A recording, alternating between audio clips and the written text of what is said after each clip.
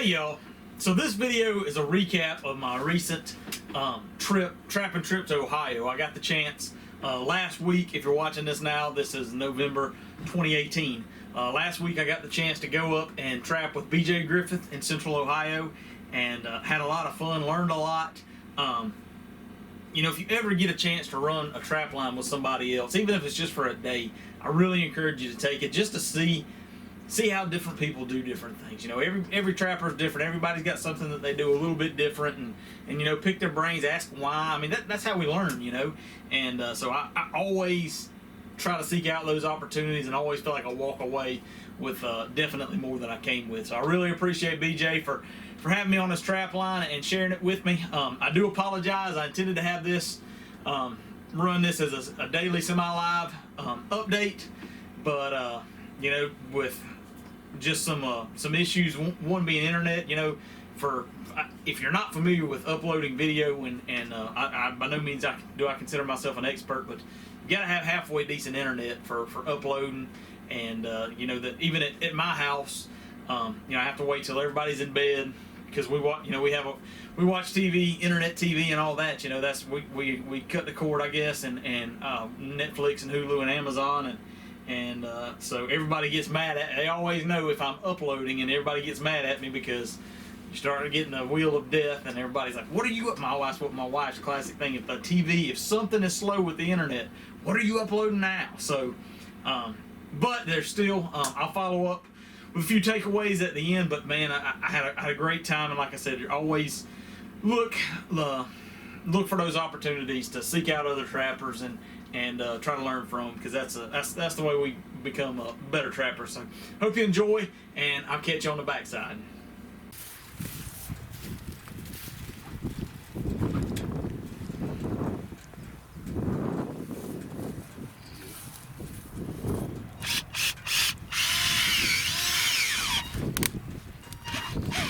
Ground's hard.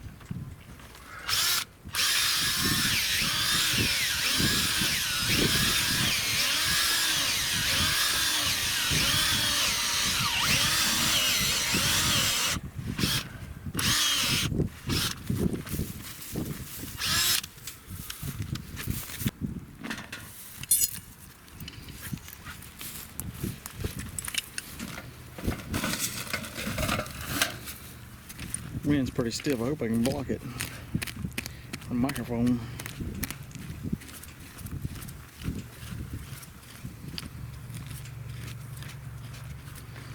So you sit pretty flush with the ground. You don't go deep for the most part. Yep. I try to keep right on the ground level. A lot of people say put right below or whatever. I don't really do that.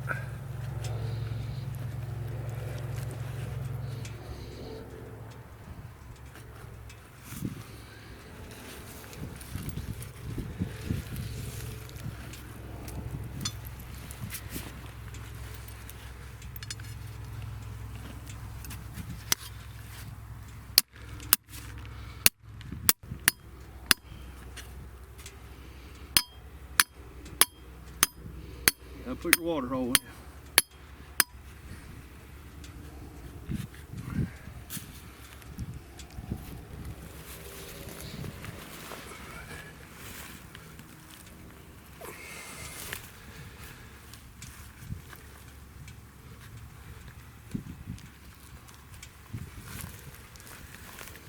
You don't want dirt, really.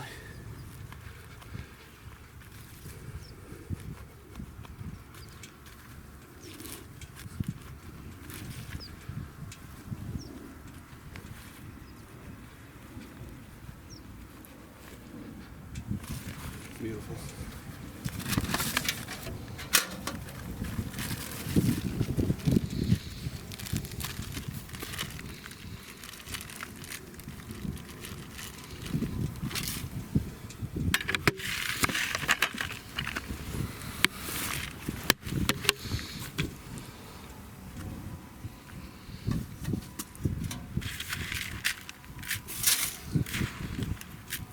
Two big handfuls.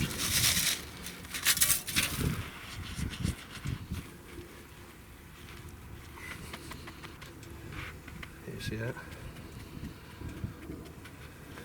to unpack.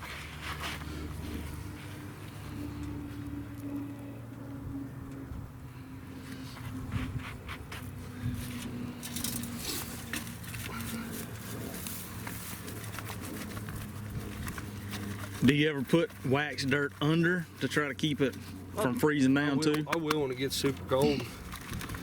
We're still about a month out when it gets super cold. Either put wax dirt underneath or flake antifreeze underneath it.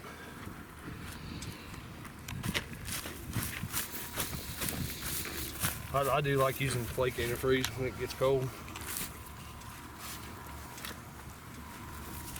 We need to do just a mock set with that because I get a bunch of questions about antifreeze, but I don't know anything about using antifreeze. I carry it. Just I put it underneath. Right, just underneath and then your wax dirt on top. Yep. Yep. That's it, it's done. It's deadly. Right.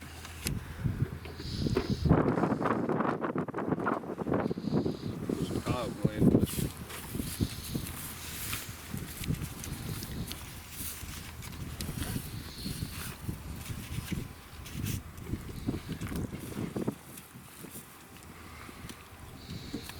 Nasty stuff right here.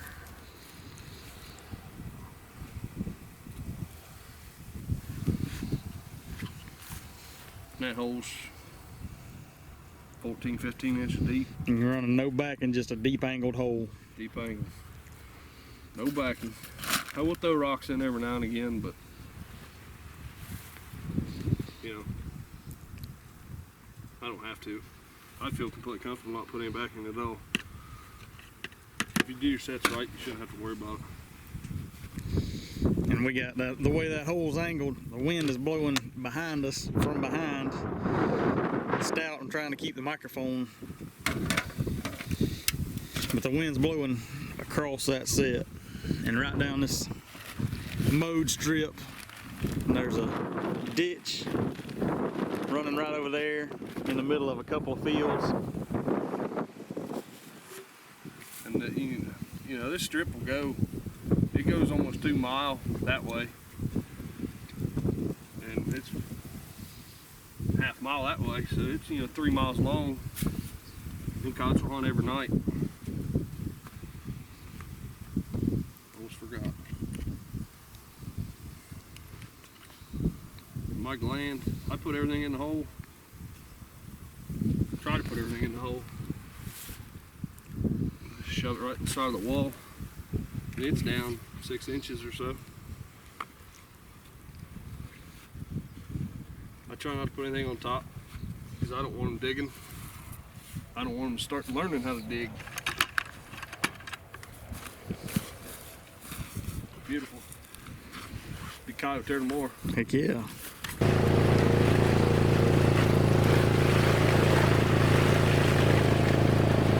Talk a little bit about this location selection. We're on the corner of a large field. We got a little drain coming down that way. The dead end's right here. Got a little fallow spot, the drain continues, and then this little head of hardwood. I don't know, probably 40 acres of hardwood or something.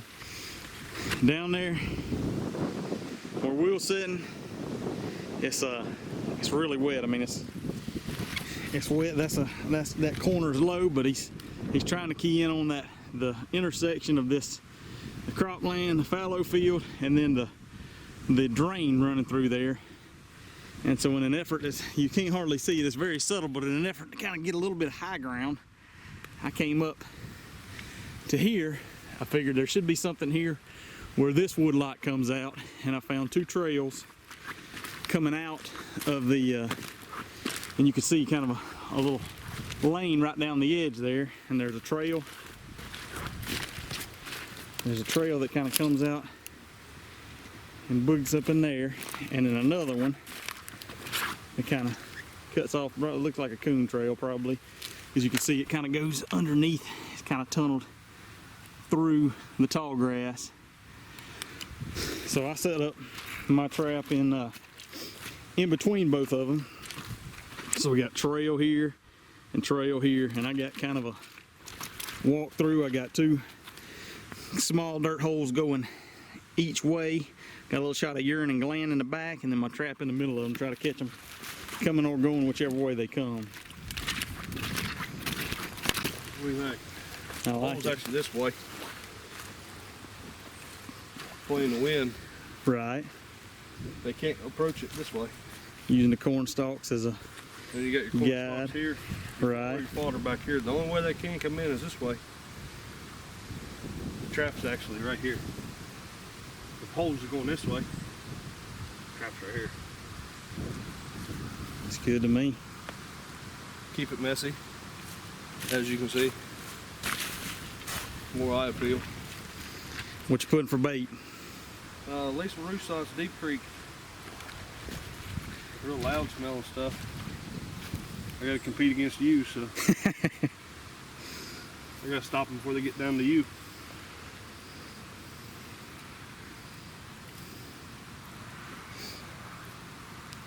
And red fox lure. I'm gonna put red fox gland. It's red fox urine on it. Even though I don't want to catch them, I just like it too. That works good because I put coyote gland and coyote urine on mine. Oh good, we'll have another double tomorrow That's right. with a dead fox.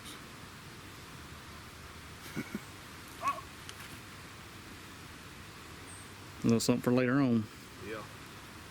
This stuff for mama.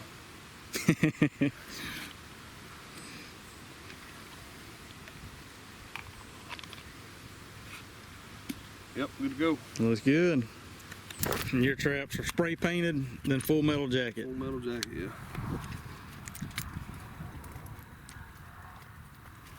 Spray paint them in about July. After you run them through the dishwasher, get the oil off of them. About July, leave them hang outside for about 2 months. Dip them. And leave them hang until you're ready to put them in the ground.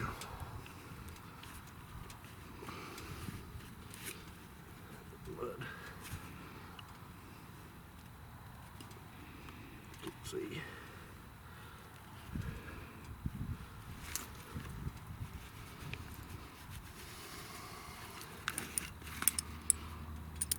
Shock springs, plenty of swivels, a lot of swivels. Run a heavier chain on top. These our coyotes are big. Is that the chain that comes on the 650s, or do you swap them out? Those are MB 650 trap. Gotcha. I think 650's got the same chain as like the Super Sticks have. Right. Yes. I just get one size bigger. I'm not 100% sure what size it is. This is just that flake antifreeze. Yep. Put a very little bit right by the levers. Good to go. You don't put any under the jaws? Nope. As long as you don't have any dirt above them, that trap is strong enough. Even when that ground gets hard, it'll come out of there. So that's all the antifreeze you use? That's all I use. But you use that and your wax dirt over the top.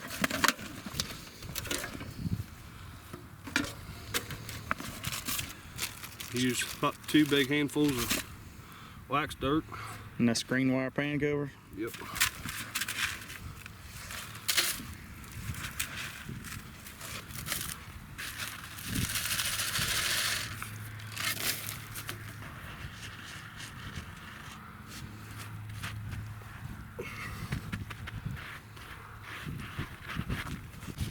That's the only thing I used to use. Use regular dirt with that, and then I started to switch to wax dirt so I can run non-stop, no matter what the weather does.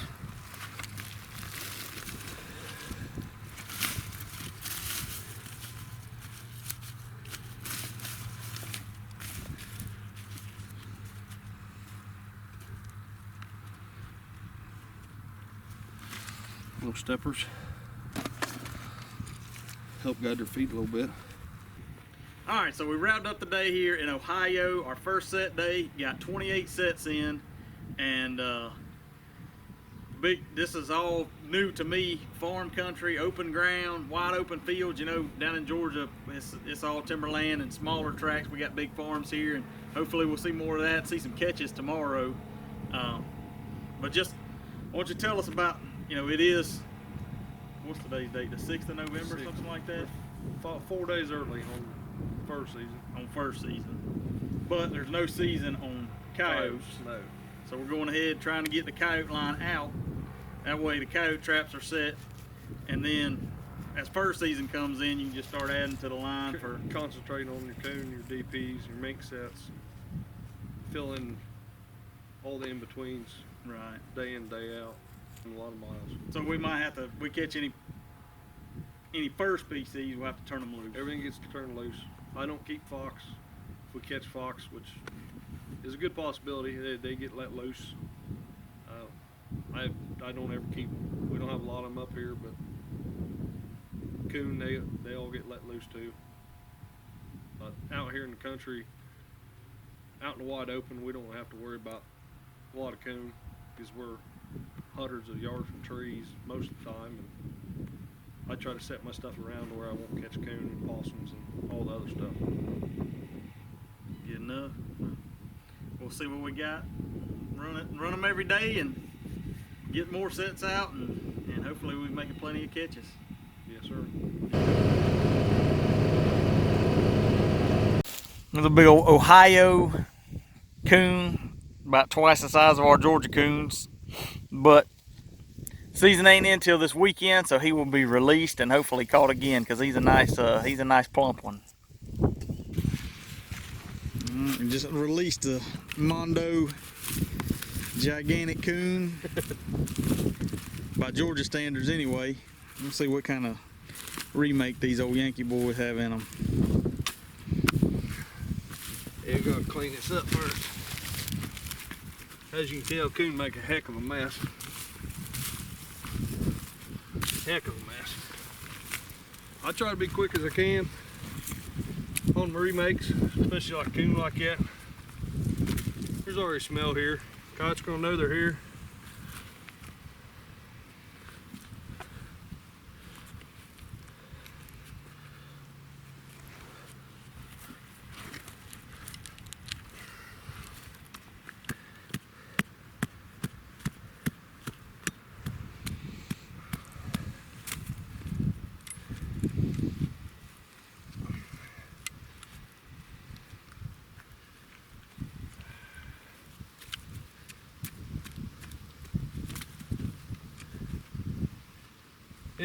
It'll look more like a hay bale set when it's all said and done, because you just can't clean that up and can't make this look like that ever again.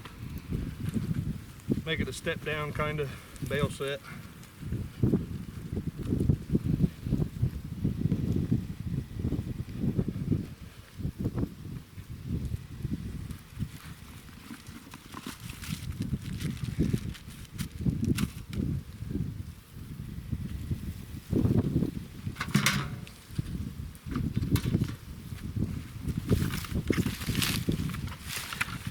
Big coon.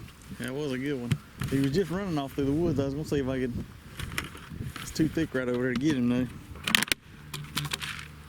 I like the skin one in that, like that. Huh? I like the skin one of them. Yeah, we'll do it. A couple days.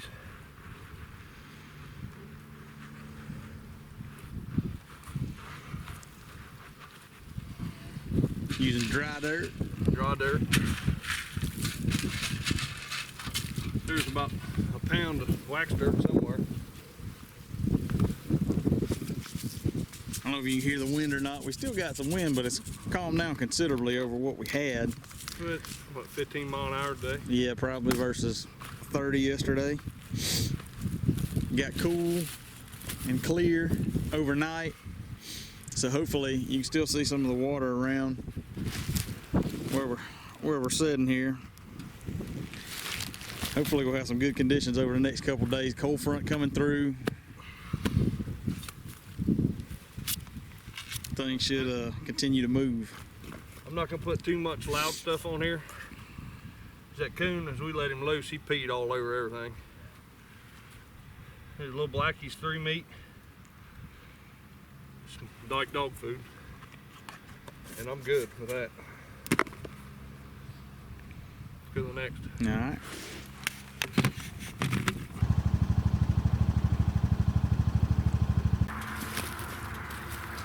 check, what's this, check day 3? And this is the second time had a deer mess with this trap. See, track right there, and you can see the trap just pulled out to the end of the chain and then gone. Nothing else, no fight, no catch circle or anything. Here's my remake from the coon the other day. Didn't have any activity yesterday, but you can see my pan cover, screen wires pulled off. And look here, coyote track, coyote track. There's a deer track.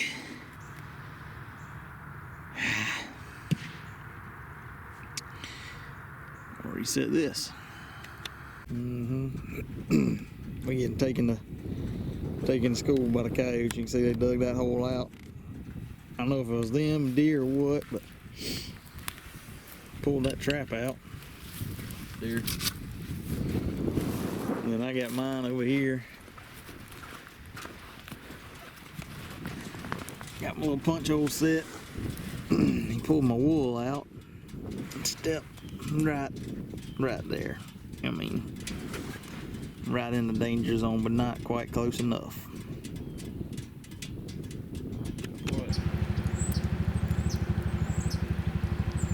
I think it is because yours is that close right now.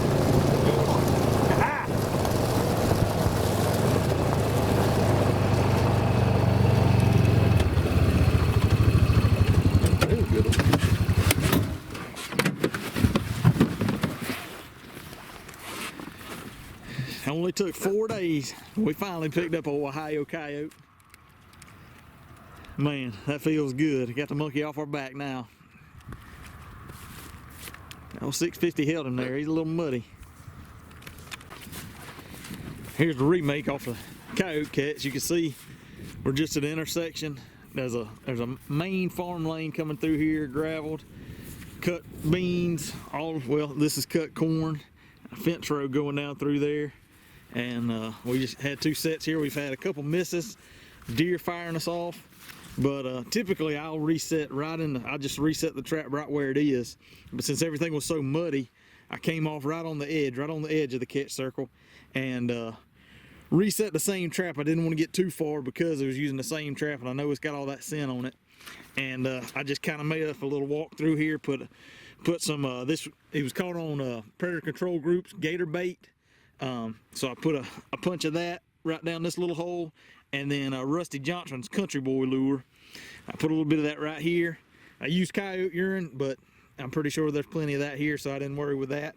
The dirt right here was pretty dry, which is one of the benefits of moving off, so did put a little bit of dry dirt over top of it. It's supposed to get down to 19 tonight, so I also put some antifreeze on top of the trap, and then got a little bit on top of the dry dirt too, so that'll do it, and we'll see what else we got today.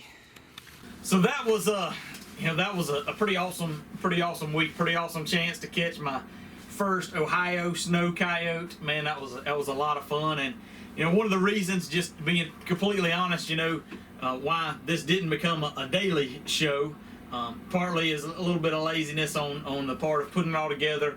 And like I said, just access to good, reliable internet is definitely always a factor, even in my house sometimes. So, but there wasn't a whole lot to update. It was kind of a slow week. Had some stuff going against us. The weather, both good and bad. When I first got up there and when we started setting the line, it was kind of warm for Ohio. It quickly cooled off, but the theme for the week was wet. It was constantly wet. But regardless, I'm not making excuses. We had some opportunities, missed some opportunities on coyotes, and we pulled it together. But kind of my takeaway is a few things. One, man, if you're trapping coyotes, you need 2 weeks, to really let those traps set and soak and things calm down. I mean, if you can, I don't feel like you can get a good run on coyotes if you're trapping anything short of 2 weeks or 10 days, say. So that's if I had the opportunity, and dang it, work always gets in the way of my fun. But if I could take 2 weeks, I think it would be jam up. And the day after I left Saturday and Sunday. We had 2 coyotes, so that's how it goes. And but that's, that's one thing. Like I said, coyotes, you got to, you need time. They cover such a wide area. If you see fresh sign, which is what you're wanting to do, right? You want to set on sign. Those coyotes may not come back for 2, 3, 4, 5 days. And so, that's something I always keep in mind. And it's easy. It's easy for new trappers. It's easy for experienced trappers. And I don't consider myself super experienced, but I've got a few years of trapline under my belt. It's easy to get discouraged when you're not catching anything. Me and BJ were both, struggling with that, but you just got to give it time. If you got good sets out, on good locations, the coyotes are going to come. So another factor that played into that was we were pretty much targeting a single species. We were targeting coyotes. We were running those MB650s with 5+ pounds of pan tension. So we were running heavy pan tension. The first season hadn't come in yet, so we didn't want to catch any non-targets because we was going to have to turn them loose. So the only thing we want to catch is coyotes, and anytime you limit yourself to a single species, unless you're trapping like coons, you can be limiting yourself to not as much action on the trap line. If we were running, if we'd have been running, taking my MB550s on 2.5 pounds of pan tension, we might have caught a bunch more coons, possums, skunks, whatever, which would have given a little bit more action on the trap line, not necessarily what we were after. But looking back on that, I'd really like, and it kind of tying in with the 2-week scenario, is I'd still like to add a run catching, getting the coyote line out and then going back and setting coon and rat and meat traps. That would have been a fun way to kind of break things up and get a little action mixed in. And that's, personally, that's how I like to run my trap line, man. I like having a little action. I struggle with trying to run a single species trap line. If I'm setting a farm and trying to set some predator sets, and I see a creek with a beaver dam on it, I can't resist it. I gotta go put a couple beaver traps, see if I can find any otter sign. I mean, I like the variety. But that's, one of the takeaways that, I had to keep telling myself is, we're trapping, we're targeting a single animal that covers a lot of ground, and we're trying not to catch anything else. So from that aspect, we were kind of doing what we were trying to do. So like I said, we were running the high pan tension.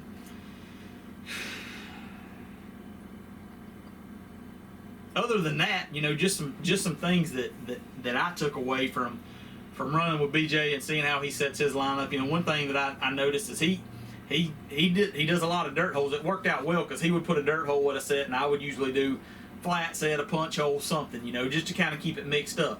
But he rarely ever, I'm always in the mode of looking for backing and seeing what I can use for backing. That's how I base where I set my traps. And he, backing was not a big concern with him. He kind of pick out a spot that he liked and he'd go with it. And if there was a little grass sprig there, great. If there wasn't, who cares? The set was still going in there. Now, one of the ways that he combats that is that he's running that dirt hole as deep as he can run it with that auger. And so, that's going to, if that coyote wants your bait that's in the bottom of that hole, he's going to have to work for it. And, hopefully with the pitch and the angle of that hole, he's going to work around to the, to where he's right over your trap. And, in that farm country, I'm not hesitant about moving logs or rocks or things around, but when there's down here, there's so many things on the landscape that it's not really cause for concern. And I don't know that it is up there either, but I could see where that could be a potential issue of at least with maybe some coyotes that have been trapped before. Is if you're setting something new out on the landscape, that could work. That could go both ways. That could draw their attention. It could also make them shy away from that.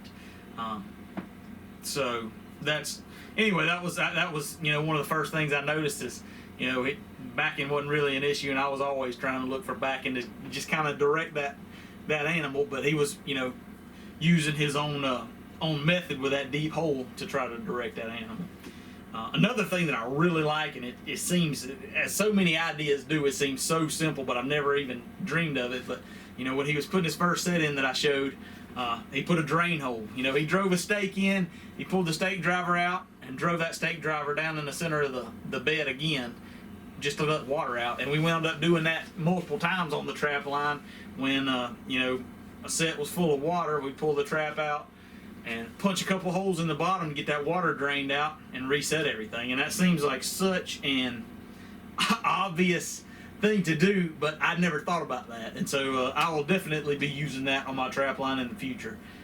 That was, you know, that's kind of, like I said, that's kind of one of them no-brainer things that you think, why didn't I think of that? But I like that. That was worthwhile. You know, another thing, most of the folks that I've ever trapped with down in the South, down around Georgia, kind of the guys that taught me how to trap, and consequently that, you know, kind of why I set like I do, is I usually sit and try to, you know, put my trap below the surface level of the ground, so it's almost kind of like a step down, not a super exaggerated step down, but still a slight step down. And that was one thing that he, you know, everything he said was flush with the ground. And also, you know, one thing that I noticed that just screamed at me was he didn't even carry a trowel. He just used the back of his sod busting hammer, scooped out his bed and went with it like that. So that was pretty interesting to see. You know, obviously, I say obviously, in my mind, you gotta have good dirt.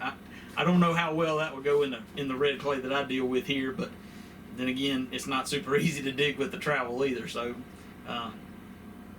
who knows? And talking about the dirt holes and stuff, one thing that we did up there a lot more of than I've ever really focused on is setting with the wind in mind. You know, you got those huge wide open fields, and so we really took into account what way's the wind blowing now. You know, is it supposed to change, and kind of made our sets, put our locations in, and then our specific sets in, kind of oriented to take advantage of that prevailing wind. And I think the wind up there in that big open farm country is more prominent than it is down here. You know, just because of all the trees and the timber. You know, we still have the prevailing wind, but you don't always notice it around here as much as you do when you're just getting blasted by it because there's nothing to break it. So that was something, and I've talked about that before, is using that prevailing wind and taking that into account. But like I said, shame on me. I've never really focused on that as much as we did up there, and I think in that scenario you definitely need to be doing that. And I still think it's good to at least have that in your mind and know how that's going to affect your sets wherever you're setting. So that was different, and you know, it's kind of funny when you think about it. You know, the area and the terrain up there all looks so different because it's so wide open with the cut, you know, cropland and all. If you think about it, it's really exactly the same, very similar to what it is down here. It's just a different cover type. So instead of a 200-acre soybean field up there, you know, we got a 200-acre pine plantation down here. And you know, you're still keying in on your hardwood, your creek bottoms and your hardwood fingers and your fence rows, and you know, all that stuff kind of translates. Just like with deer hunting, you're not gonna go sit in the middle of a 5-year-old planted pine thicket. You're gonna go sit on the edge of the creek bottom where things are open, you can see, because that's where the animals are traveling. Well, if there's the same thing, you know, most of it isn't going to travel right through the middle of that wide open cut cornfield. You know, they're looking for cover, things where they can hunt or be hidden from, and that, you know, that translates to the creek bottoms and the fence rows and all. So it's I don't know, that kind of struck me, as it seems like so incredibly different, but in reality it's very similar. It just looks different. I don't know if that makes sense, but it's the same, but it's different, right? It probably doesn't make any sense, but anyway, that's kind of how my weird head thinks about it. So I had a lot of fun. It was definitely, like I said, man, even if it's just for a day, if you get the chance to go run the trap line with somebody, I would strongly encourage you to take advantage of it, because it's a great way to learn. Another thing that I'm pretty excited about, one thing that I put together right before I left, was I've been kicking around in my head the idea of a trapline bag, you know, I'm not satisfied. I've been running like a tool bag. So I've been running one of these tool bags like this, and I've used all kinds of different stuff in the past. I've used, you know, some of the square tool bag box things, the hard-sided things, you know, a 5-gallon bucket, and I haven't never been satisfied. A 5-gallon bucket for me always tips over. You can see all this stuff's hanging out of this bag. So that's just been something that's I've kind of had a gripe about for a while, and so I got to thinking here a while back and about how I could improve that. And so I took the dimensions of the largest thing that I had, which was my Trapline trowel, and said, you know, I'd really like to have a bag that everything fits in. And I even measured it on a drill and auger, and it all fits in. But it's I'm pretty pumped about this bag. I just made it out of some heavy-duty canvas type material that I had, and it's dirty, filthy, nasty bag. And maybe I'll bring you over and show you. But I've got some pockets, and this is, like I said, this is the first absolute prototype. I was just wanting to try it out, see how I liked it, but it did really well. And so I've got some waterproof material that I'm going to try to build one out of and start running on my Trapline. And if I can get if that works, I may try to get a couple made and try to get some to some folks to test out and see, and you know, see what the reception is, and see if everybody else, you know, anybody else has the same gripes and complaints that I do about a Trapline bag. But got your pockets here for your. I like to keep pliers, wire cutters, a S-hook tool, and usually a couple pairs of or a couple of screwdrivers, flathead and Phillips head. And so I got my pockets there, and then everything fits on the inside. All of my gear, my sifter, like I said, my driver, my trowel, everything fits in here. So it all folds up. You don't have to worry about it sliding out. And I don't know. I'm pretty excited about that. I really like to. Let me know your thoughts.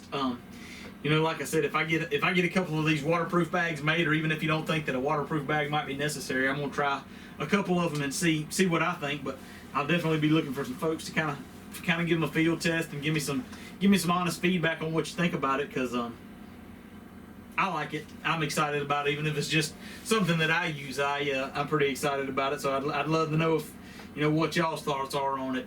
I appreciate y'all watching. Appreciate all the feedback and excitement around the coming season. I will definitely be, as our trapping season comes in here in a couple weeks, I will definitely be rolling out the semi-live everyday updates on the Trapline. So I'm pretty excited about that, and I've been getting pictures and questions and emails from you guys that are out there already running your Traplines. And keep up the good work, y'all. It's man, it's that time of the year what we've been waiting for all summer. So I'm excited. Hope you're enjoying it, and look forward to seeing you next time. Here's a quick view of my bag. You can see it's pretty narrow, but long enough that everything fits in. I've got wire in the top to give it a little bit of form. I'm not sure how crucial that is, but I think I like it. You can see you got the pockets on the outside. I don't tend to run keep baits and lures in my trapping bag, although you definitely could. And with I want to leave a little bit more room, especially with the waterproof rubber type material that you definitely could. And then you can see all my gear on the inside. I may wind up trying to add a pocket on one of the ends for like pan covers. And then I got my other Trapline tools. Let me know your thoughts. If there's anything else that you think would be worthwhile seeing in a bag, and I'll give it some thought, because I want this to be, you know, if anybody is interested in it, I want it to be as useful as possible. So